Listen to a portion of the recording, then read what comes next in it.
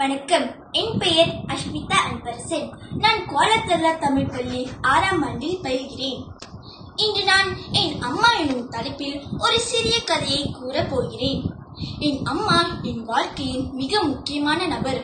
அவர் மிகவும் அன்பானவர், பொறுமையானவர் மற்றும் உழைப்பாளி.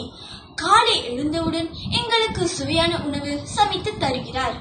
பள்ளிக்கு செல்ல தேவையான அனைத்தையும் தயார் செய்து வைப்பார். நாங்கள் நன்றாக படித்து நல்ல மனிதர்களாக வளர வேண்டும் என்பதே என் அம்மாவின் மிகப்பெரிய ஆசை. ஒரு நாள் எனக்கு காய்ச்சல் வந்தது.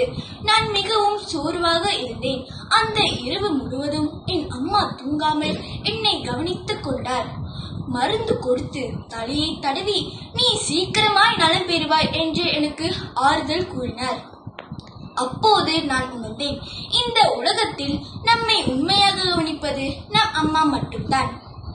என் அம்மா எனக்கு நல்ல பழக்கங்களையும் கற்றுக் கொடுக்கிறார். பெரியவர்களை மதிக்க வேண்டும், நேர்மையாக பேச வேண்டும் மற்றும் பிறருக்கு உதவ வேண்டும் எப்பொழுதும் கூறுவார்.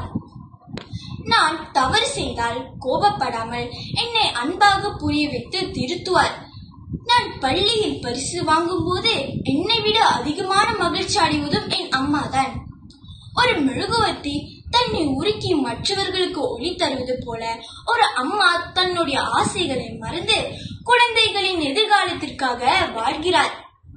அம்மாவின் அன்பை எந்த மொழியாலும் முழுமையாக விவரிக்க முடியாது. அவர் இல்லாமல் என் வாழ்க்கை முழுமையடையாது. எனக்கு கிடைத்த மிகப்பெரிய பரிசு என் அம்மா. அதனால் நான் தினமும் இறைவனிடம் என் அம்மா எப்பொழுதும் ஆரோக்கியமாகவும் மகிழ்ச்சியாகவும் இருக்க வேண்டும் என்று வேண்டுகிறேன். இறுதியாக, அம்மா, நான் உங்களை மிகவும் நேசிக்கிறேன் என்று கூறி என்னுடைய கதையை முடிக்கிறேன். நன்றி.